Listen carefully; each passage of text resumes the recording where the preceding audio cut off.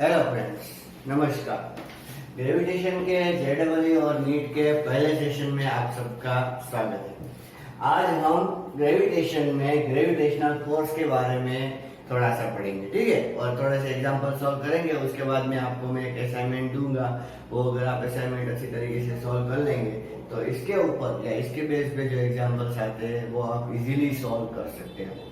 Gravitational force क्या है? It is very simple. If two masses, one m1 and second m2 are placed at certain distance r, ठीक है, तो उन दोनों के बीच में ग्रेविटेशनल फोर्स लगेगा। कितना फोर्स लगेगा?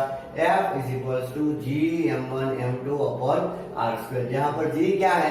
Universal constant of gravitation. ये ऑलवेज कांस्टेंट रहता है, यूनिवर्सल कांस्टेंट, इसीलिए तो बोला गया 6.67 into 10⁻⁻11 और उसका यूनिट क्या है? न्यूटन मीटर स्क्वायर पर किलोग्राम स्क्वायर। ठीक है, ये क्या बोलता है कि मास का प्रोडक्ट अगर ज्यादा है तो फोर्स ज्यादा लगेगा, अगर डिस्टेंस ज्यादा है तो फोर्स कम लगेगा। इनवर्सली प्रोपोर्शनल टू है। अगर आप F और R का अगर आप ग्राफ प्लॉट करना चाहो, F और R का, तो ग्राफ कैसा आएगा? ऐसा हाइपरबोला आएगा। क्यों? क्योंकि जैसे ही R बढ़ता है तो क्या बढ़ेगा? क्या कम होगा? फोर्स कम होगा। ठीक है, R बढ़ेगा तो फोर्स कम होगा। और थोड़ी सी प्रॉपर्टी जो है, जो आपको एग्जांपल सॉल्व करने में हेल्प करेगी, वो हम अभी देखते हैं। पहला क्या है? It is attractive. Gravitational force is attractive in the nature always. ये वाला इसको अपनी ओर खींचेगा और ये वाला इसको अपनी ओर खींचेगा। ठीक है ना। F12 का मतलब क्या है? आप अच्छी तरीके से सोचो। F12 का मतलब है force on 1 by 2। Force on 1 by 2। पहले वाले का फोर्स लग रहा है और कौन लगा रहा है? दूसरा। In the same sense F21 force on 2 by 1। तो ये दोनों फोर्स कैसे है? देखिए यहाँ पर नेगेटिव साइन क्या शो करता है? That these two forces are equal in magnitude. Like what? If I make a modulus then they are equal in magnitude but opposite in direction। मतलब कि न्यूटन का थर्ड लॉ फॉलो करता है ये law. फिर don't depend on the medium, pressure, temperature, किसी इस पे डिपेंड नहीं करता। कहने का मतलब क्या है कि इन दोनों मास को अगर आप पानी में रख दो या कहीं और रख दो, डिस्टेंस अगर सेम है तो दोनों के बीच में सेम फोर्स ही लगेगा। ठीक है। और एक क्या है प्रॉपर्टी? और मतलब कि एक मैं बोल दूं प्रेशर और टेम्परेचर। प्रेशर टेम्परेचर कितना भी बढ़ा दो को वेरी होगा, प्रेशर टेम्परेचर, तो भी इस फोर्स पे कोई चेंजेस आएगा नहीं। दूसरा क्या है? Not at altered by presence of other bodies. कहने का मतलब इन दोनों के बीच में कितना फोर्स लग रहा है? G m1 m2 upon r square। अगर मैं यहाँ पर तीसरी या चौथी या कौन सी भी बॉडी लगा दूं तो भी इन दोनों के बीच में जो फोर्स लग रहा है वो कभी भी चेंज नहीं होगा। इसके बीच में भी कोई बॉडी आ जाए तो भी इन दोनों के बीच में जो फोर्स लग रहा है वो चेंज नहीं होगा। एक और प्रॉपर्टी क्या है? Central force. सेंट्रल फोर्स का मतलब क्या है? जब भी आपको डायरेक्शन फाइंड करनी हो तो दोनों बॉडी को सेंटर को कनेक्ट कर दो। दोनों बॉडी के किसको कनेक्ट कर दो? सेंटर को। मतलब कि ये इस बॉडी को पूरा अपने सेंटर की ओर खींचना चाहेगा और ये इसको अपने सेंटर की ओर खींचना चाहेगा। ठीक है। देखो अगर सिर्फ दो मास लिए तो ये इस पे फोर्स लगाएगा और ये इस पे फोर्स लगाएगा, तो नेट फोर्स इस सिस्टम पे नेट फोर्स कितना आएगा? 0 आएगा। कहने का मतलब क्या है कि अगर आपको ऐसा बोला गया है कि दो पार्टिकल है और दोनों ग्रेविटेशनल फोर्स की वजह से एक दूसरे की ओर चले आ रहे हैं, ठीक है, तो दोनों में से किसका एक्सेलरेशन ज्यादा होगा? या मतलब कि मोमेंटम कैसे फाइंड करें? इसकी वेलोसिटी इतनी है तो इसकी वेलोसिटी कितनी होगी, तो ये कैसे फाइंड करें? तो देखिए आपको पता होना चाहिए कि अगर नेट फोर्स 0 है, पूरी सिस्टम पर नेट फोर्स 0 है तो लीनियर मोमेंटम कांस्टेंट रहेगा। कहने का मतलब क्या है?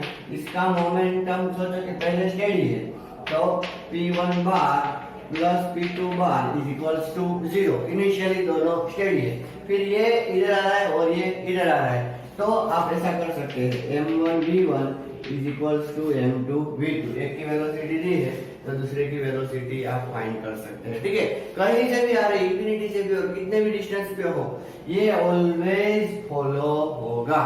ठीक है। इन दोनों के एक्सेलरेशन के बारे में अगर हम बात करें तो F is equal to G m1 m2 upon r square है, तो F अपॉन अगर m1 करेंगे तो हमें पहले वाले का एक्सेलरेशन मिलेगा F अपॉन m1, तो क्या मिलेगा gm2 upon r²। In the same sense अगर हम F अपॉन m2 कर देंगे, ठीक है, तो हमें क्या मिलेगा F अपॉन, अगर हम m2 करते हैं तो m1 बचेगा, m2 चला जाएगा, gm1 अपॉन r², हमें दूसरे का एक्सेलरेशन मिलेगा। ठीक है, पहले आप इसको नोट कर लीजिए। ये 3 पॉइंट और है जिसको आप अच्छी तरीके से नोट कर लीजिए। पहला पॉइंट क्या है, देखिए, for a gravitational force on a body outside spherical body, कैसी body, spherical, entire mass of spherical body assumed to be concentrated at its center। कहने का मतलब क्या है, देखिए एक पॉइंट ऑब्जेक्ट है और दूसरी क्या है, स्फेरिकल बॉडी है। कैसी बॉडी है, स्फेरिकल। तो अगर हम इन दोनों के बीच में ग्रेविटेशनल फोर्स फाइंड कर रहे हैं तो यहाँ पर ये स्फेरिकल बॉडी है, इसीलिए इसका पूरा मास हम इसके सेंटर में कॉन्सेंट्रेट हुआ है, ऐसा हम एज्यूम कर सकते हैं। लेकिन अगर देखिए, for a non spherical body we can't assume mass to be concentrated at centre. ये आपको अच्छी तरीके से ध्यान रखना है।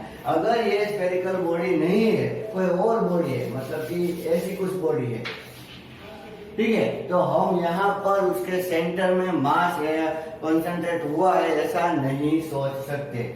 ऐसे अगर आप शेप ना लेना चाहे, या तो अगर आप ऐसा शेप लेना चाहे कि एक स्क्वायर बॉडी है, ऐसी भी, ठीक है, तो इस सारे केसेस में या तो रिंग ले लो, डिस्क ले लो, सारे केसेस में हम ऐसा नहीं बोल सकते कि उसका मास सेंटर में कॉन्सेंट्रेट हुआ है। हम सिर्फ किसके लिए बोल सकते हैं, स्फेरिकल बॉडी के लिए। ठीक है, तो स्फेरिकल और वो भी सॉलिड होनी चाहिए। अगर होलो हुआ तो देखिए क्या है, हाँ होलो है, तो बाहर अगर हम निकलेंगे तो ऐसा हो सकता है कि हम ऐसा कंसीडर करें कि ये होलो स्फीयर है। ठीक है, तो होलो स्फीयर के अंदर क्या है, देखिए पहले, gravitational force due to hollow spherical shell of uniform density on point mass situated inside it is a 0। कहने का मतलब कि होलो स्फीयर है, ठीक है, और होलो स्फीयर के अंदर हमने एक मास ले लिया, ये होलो स्फीयर है, उसके अंदर एक मास ले लिया m, ये होलो स्फीयर है। तो ये होलो स्फीयर, इसके ऊपर कोई फोर्स नहीं लगा सकता। क्यों? क्योंकि यहाँ पर उसकी ग्रेविटेशनल इंटेंसिटी 0 होगी, ग्रेविटेशनल फील्ड भी उसका कैसा होगा, 0। ये इधर खींचेगा, ये इधर खींचेगा, तो नेट फोर्स कैसा हो जाएगा, 0 हो जाएगा। ठीक है, तो हम क्या बोल सकते हैं कि होलो स्फीयर के अंदर अगर आप कोई चीज रख दो तो उस पे ग्रेविटेशनल फोर्स ये होलो स्फीयर नहीं लगा सकता। हाँ, अगर कोई बाहर से आए, अगर कोई बाहर से ऑब्जेक्ट हो तो वो इस मास पे फोर्स लगाएगा, लेकिन ये होलो स्फीयर इस मास पे फोर्स नहीं लगाएगा। ठीक है ना, ये आपको अच्छी तरीके से बात ध्यान में रखनी है। अगर इस मास को आपने बाहर ले लिया तो बाद में इस होलो स्फीयर को आप एक पॉइंट मास की तरह कंसीडर कर सकते हो, और तब आप बोल सकते हो कि हाँ, इन दोनों के बीच में फोर्स लगेगा। तो ग्रेविटेशनल फोर्स की ये सारी बातें आपको ध्यान में रखनी है। ठीक है, एक बात और भी है कि कोई भी अगर फॉर एग्जांपल प्लैनेट, स्टार्स और वो सब क्या है कि सर्कुलर मोशन कर रहे हैं और उसका सर्कुलर शेप है, मतलब सॉरी स्फेरिकल शेप है, तो वो किसकी वजह से है, तो वो है ग्रेविटेशनल फोर्स की वजह से। ठीक है, और ग्रेविटेशनल फोर्स सुपरपोजिशन प्रिंसिपल भी ओबे करता है। तो पहले आप इसको नोट कर लीजिए, बाद में हम इसके थोड़े से एग्जांपल्स देखते हैं।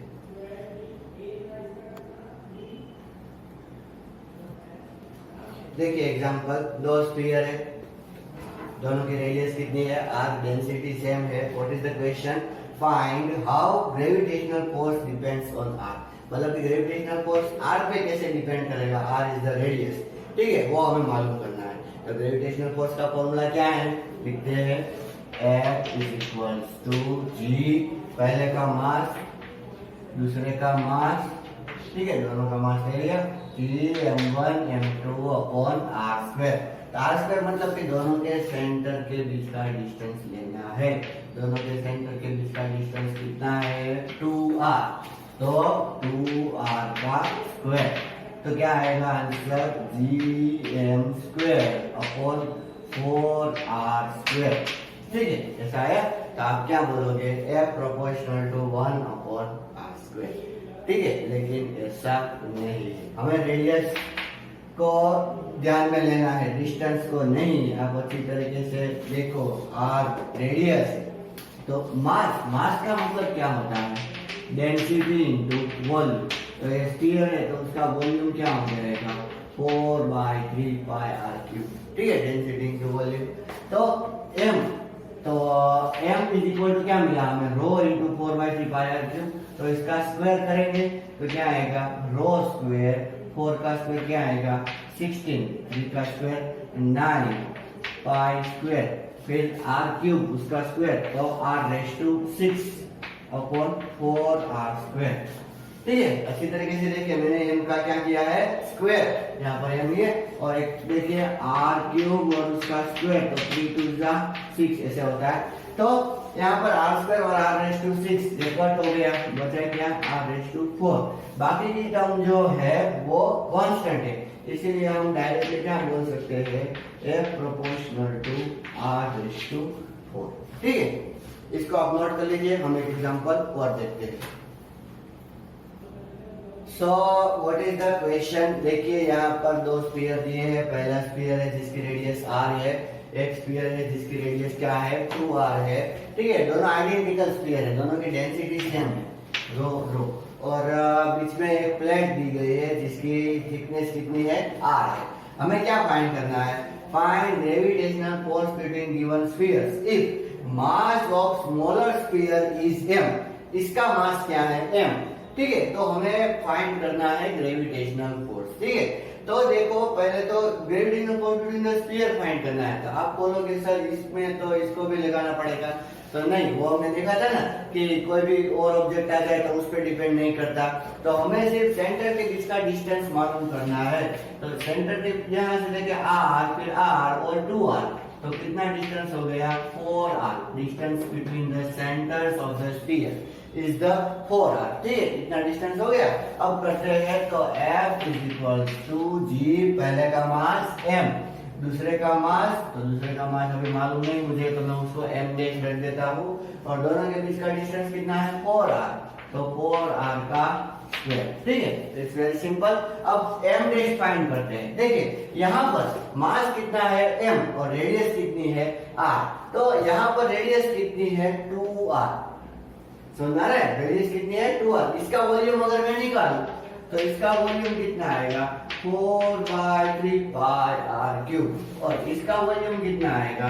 तो 4/3 पाई, 2r है उसका क्यूब करना है, तो 2 का क्यूब कितना होगा? 8, और 8r क्यूब। ठीक है ना? तो कहने का मतलब क्या है? सोचो कि इसका वॉल्यूम अगर हम v है, कितना ले? v, तो इसका वॉल्यूम कितना आएगा? 8 टाइम्स 4/3 पाई आर क्यूब आएगा, तो कितना वॉल्यूम आएगा? 8v। इसका वॉल्यूम v है, तो इसका वॉल्यूम कितना हुआ? 8v हुआ। देखो इसका मास m है, तो m is equal to density into volume, rho v हुआ। तो इसका मास अगर हम देखें, m dash is equal to density into volume, तो वॉल्यूम कितना है? 8v। तो हम क्या लिख सकते हैं? 8m। इससे 8 गुना ज्यादा है इसका मास।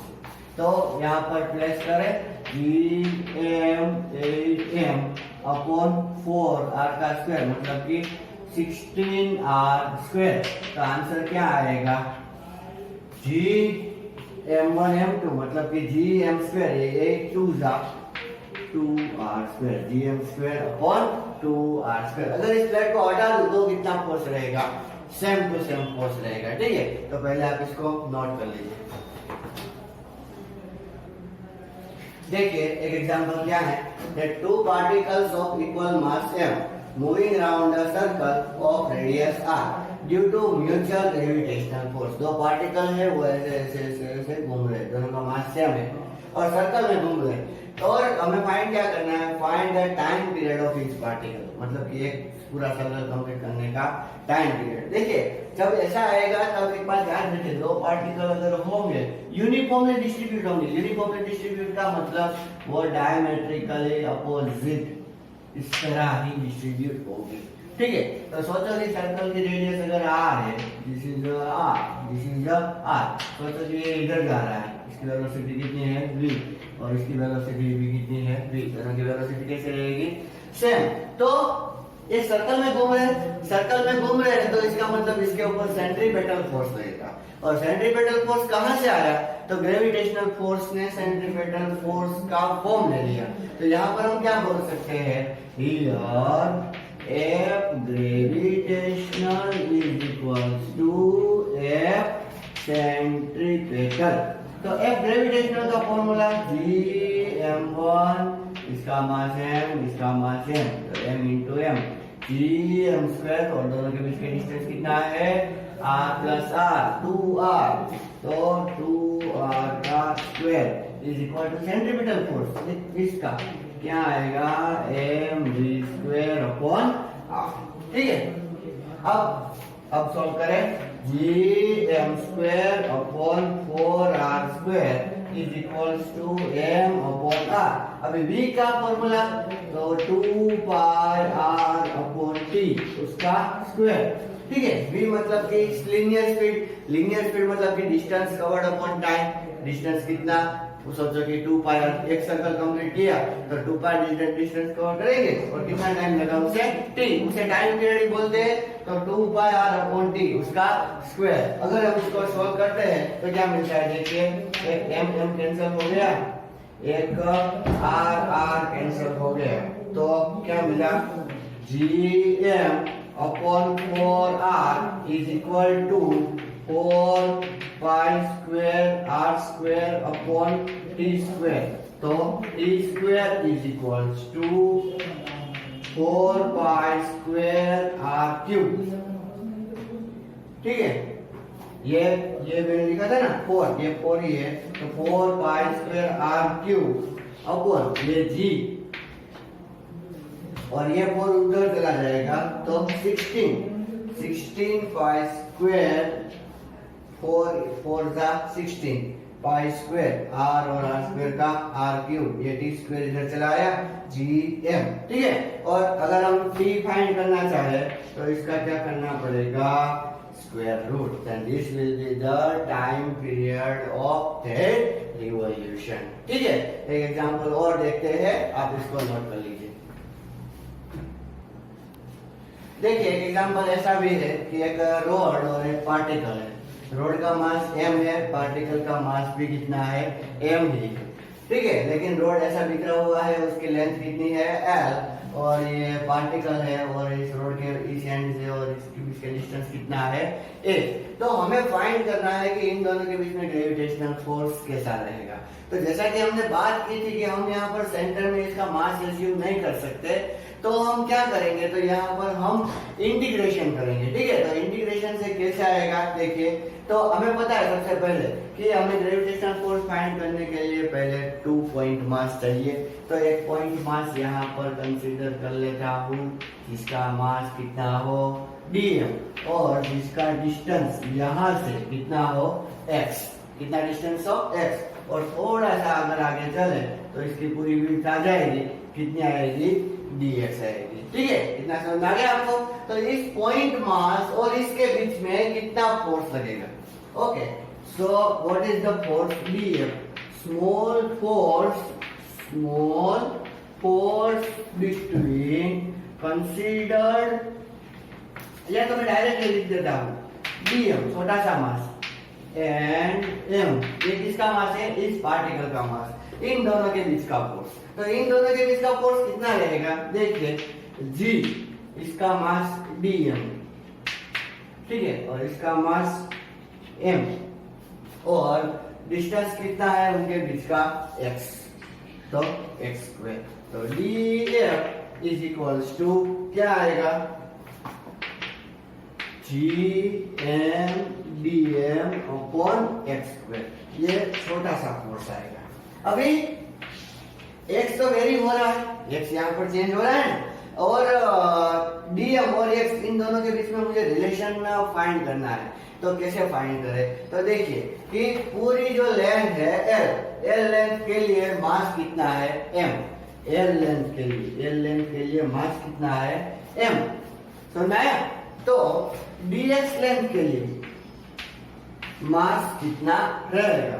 तो dx लेंथ के लिए मास रहेगा, तो उसको कैसे हम फाइंड कर सकते हैं, dx into m upon l, ठीक है, प्रोपोर्शनलिटी मेथड। और इसको हमने क्या नाम दिया है, dm, ठीक है। l लेंथ के लिए मास m है, तो dx लेंथ के लिए कितना, तो dx लेंथ के लिए मास कितना रहेगा, dm, और वो हम कैसे सोल्व कर सकते हैं, m into dx upon l। तो हमें dm पता चल गया, तो dm की वैल्यू अब कहाँ रखेंगे, यहाँ पर। तो देखिए df is equals to gm, फिर m dx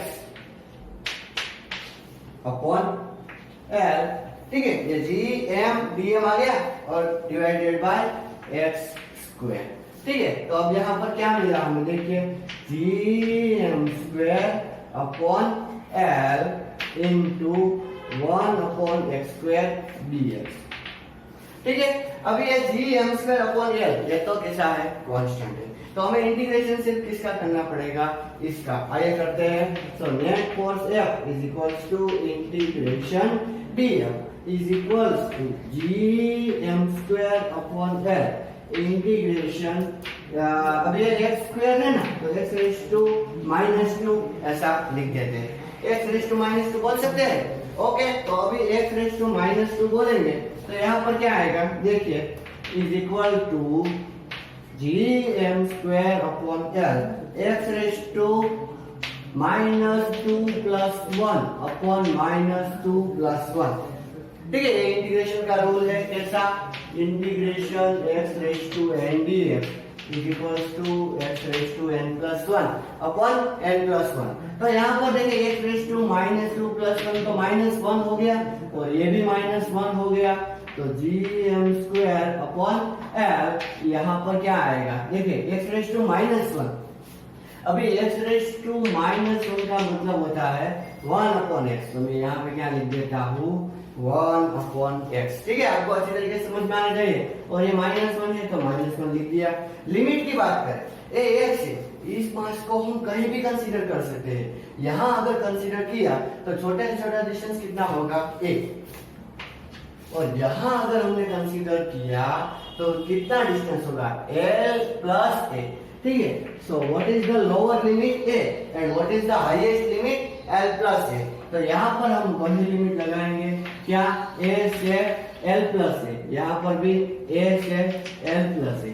देखिए ये माइनस अगर आपको रिमूव करना है तो लिमिट को इंटरचेंज करना पड़ेगा। कहने का मतलब कि लोअर लिमिट को अपर बनाना पड़ेगा और अपर को लोअर, तो क्या आएगा, देखिए gm square upon l 1 upon x, यहाँ पर मैं क्या लिख देता हूँ, l प्लस x लिखे a, ठीक है। तो आगे कैसा करेंगे, देखिए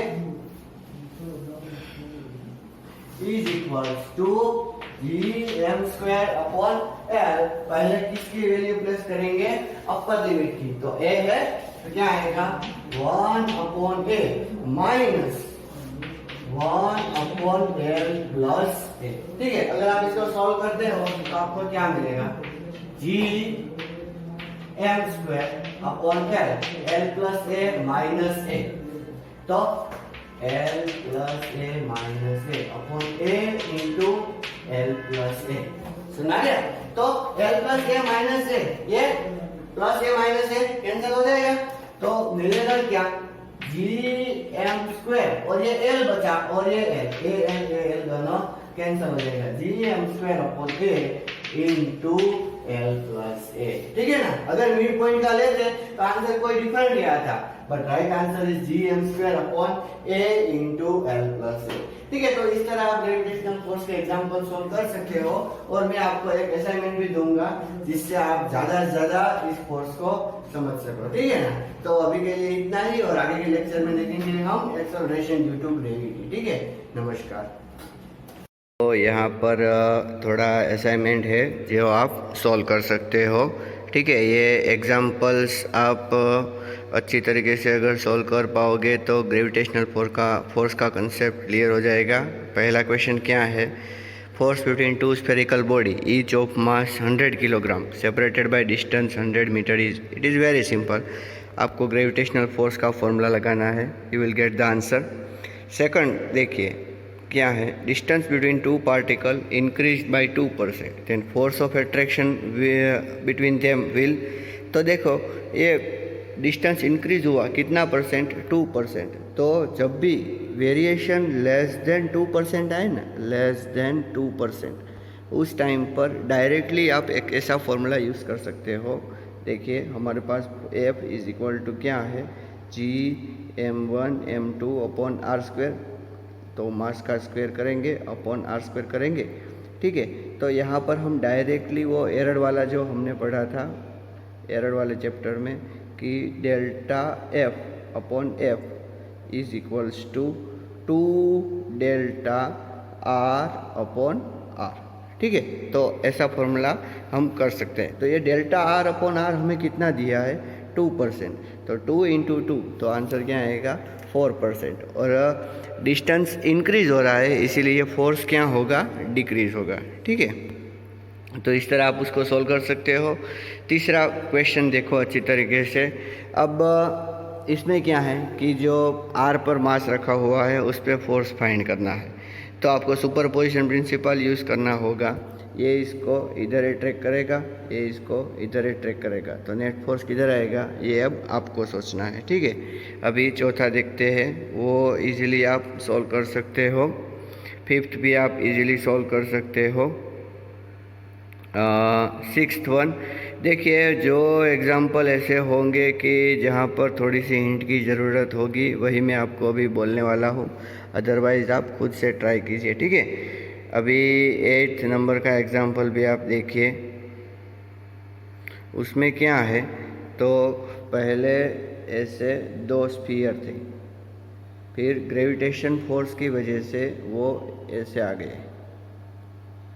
तो किसी एक स्फीयर की अगर बात करें तो यहाँ पर एंगल थीटा, तो वो थीटा कितना है वो हमें फाइंड करना है, ठीक है। तो कैसे फाइंड करें, तो देखिए ये ऐसा है, तो ये हमें थीटा फाइंड करना है। तो यहाँ हमें फ्री बॉडी डायग्राम ड्रॉ करनी होगी। ये होगा mg, ठीक है। ये क्या होगा, टेंशन। अभी टेंशन के कितने कंपोनेंट हो सकते हैं, 2 कंपोनेंट हो सकते हैं। ये अगर थीटा है तो ये भी क्या होगा, थीटा होगा। तो ये होगा t cos थीटा, ठीक है। ये क्या होगा, t sin थीटा। और यहाँ पर ग्रेविटेशनल फोर्स होगा, कितना होगा, Gm² अपॉन डिस्टेंस जो है उसका स्क्वायर यहाँ पर रखना होगा। डिस्टेंस होगा L/2, ठीक है। मैं अभी आपको बोलूँगा क्यों, और उसका स्क्वायर। इधर आपको t sin थीटा, ये वाला फोर्स और ये वाला फोर्स, लेफ़्ट और राइट को इक्वेट करना है, और अपवर्ड और डाउनवर्ड को। तो आपको t sin theta is equal to something मिलेगा, और t cos theta is equal to बाद में आपको डिवाइड कर देना है। देखिए यहाँ पर क्या दिया हुआ है कि ये डिस्टेंस L/4 जितना कम हुआ दोनों साइड से। तो पहले डिस्टेंस कितना था, L, अभी इस साइड से कितना कम हुआ, L/4, और इस साइड से भी कितना कम हुआ, L/4। तो कितना डिस्टेंस बाकी बचा, L/2, ठीक है। तो इजीली आप इसको भी सॉल्व कर सकते हो। फिर 9th नंबर का सम देखिए। If 2 point masses of mass m and 16m are at a distance of r from each other at release in free space, move towards each other due to mutual gravitational attraction only, then acceleration produced। अभी हमें देखिए force का formula क्या है, हमारे पास force का formula है F is equals to Gm1m2/r²। या तो मैं ऐसे ही ओरली बोल दूँ आपको कि जिसका एक्सेलरेशन का मतलब है फोर्स अपॉन मास। दोनों पर फोर्स तो सेम ही लग रहा होगा, लेकिन मास जिसका कम होगा, फोर्स अपॉन मास किया ना तो डिनोमीटर में मास आ गया, तो मास जिसका कम होगा उसका एक्सेलरेशन ज़्यादा होगा, ठीक है। अभी 10th नंबर का आपको खुद सॉल्व करना है, 11th का भी आपको खुद सॉल्व करना है। 12 नंबर का देखिए, तो 12 नंबर में हमने वो जो एक आज लेक्चर में किया एग्जैक्टली वैसा ही है कि यहाँ पर 3 पार्टिकल है, ठीक है। तो 3 पार्टिकल का कैसे सॉल्व करें, तो देखिए ये ट्रायंगल हम मिला, यहाँ पर एक मास, यहाँ पर एक मास और यहाँ पर एक मास। तो इस वाले मास पे एक फोर्स इधर लगेगा, एक फोर्स इधर लगेगा। तो हमें उन दोनों फोर्स का, एक फोर्स इधर और एक फोर्स इधर, उन दोनों फोर्स का हमें रिजल्टेंट फाइंड करना है, ये 60।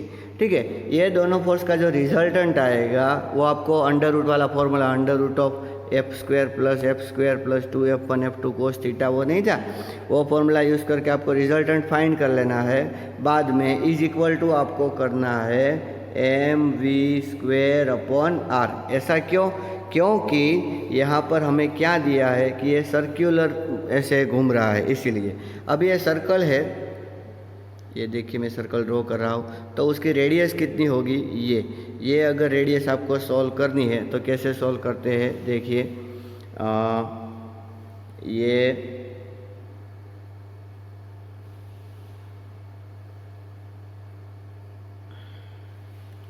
ये ट्रायंगल है हमारे पास, ठीक है, ये ट्रायंगल है और यहाँ पर ऐसा, तो ये जो छोटा सा एंगल बना होगा वो 30 होगा। तो यहाँ पर मैं वो ट्रायंगल ऐसा ड्रॉ करूँ, ये एंगल 30 है, ये होगा l/2, तो ये क्या होगा x। तो यहाँ पर ये एंगल कितना होगा 30 डिग्री। अगर आप इसको सॉल्व करोगे तो आपको x की वैल्यू मिल जाएगी। x मतलब क्या है, रेडियस, वो जो मैंने mv²/r बोला था ना, वही रेडियस। तो इसीलिए आप इसको इस तरह सॉल्व कर सकते हो। 14 नंबर का सम, 14 नंबर में भी सेम ही है, लेकिन उसमें 3 मास के बजाय 4 मास है। तो जिससे क्या होगा, देखिए ये 4 मास है, एक पहला इधर, दूसरा, तीसरा, चौथा। तो इस पे कौन कौन फोर्स लगाएगा, एक इधर आएगा, एक इधर आएगा और एक इधर। इन तीनों का रिजल्टेंट निकाल के आपको इक्वल टू क्या कर देना है, mv²/r। वो r क्या होगा, तो r ये होगा, r होगा कितना, देखिए ये लेंथ कितनी है l, तो ये होगा कितना, ये पूरा पहले कितना होगा √2l, और ये कितना होगा यहाँ से यहाँ तक का l/√2। ठीक है, इतनी ज्योमेट्री अप्लाई करके आप इजीली फाइंड कर सकते हो। फिर 15 नंबर का देखिए, 15 नंबर का क्या दिया है, ये मिसलेनियस सम है। तो एक रोड है, straight road of length l, extends from x = 0 to x = l, और उसके लीनियर मास डेंसिटी दी गई है, देखिए, और ग्रेविटेशनल फोर्स दिया है। और क्या पूछा है, gravitational force experience by point mass m at x = -a। तो मैं यहाँ पे जो सिचुएशन है वो ड्रॉ कर रहा हूँ। एक रोड है जो यहाँ से लेके यहाँ तक है, ठीक है, और एक पॉइंट मास यहाँ पर है। ये डिस्टेंस कितना है, a है, कितना डिस्टेंस है, a, और ये जो डिस्टेंस है वो क्या है, l। मैं आपको सिर्फ मेथड दूंगा, ठीक है। आपको यहाँ से एक छोटा सा मास कंसीडर करना होगा, कितना, dm, और उसकी लेंथ कितनी होगी, dx, और ये डिस्टेंस कितना होगा, x। ठीक है, तो यहाँ पर देखिए ये पॉइंट मास और इन दोनों के बीच में फोर्स आएगा, कितना फोर्स आएगा, देखिए g स्मॉल फोर्स, कितना, g स्मॉल m, इसका मास स्मॉल m है ना, और इस छोटे वाले का मास कितना, dm अपॉन ये जो डिस्टेंस है, ये डिस्टेंस कितना है, x, तो उसका स्क्वायर आएगा। ठीक है, तो हमें कितना मिला था फोर्स, F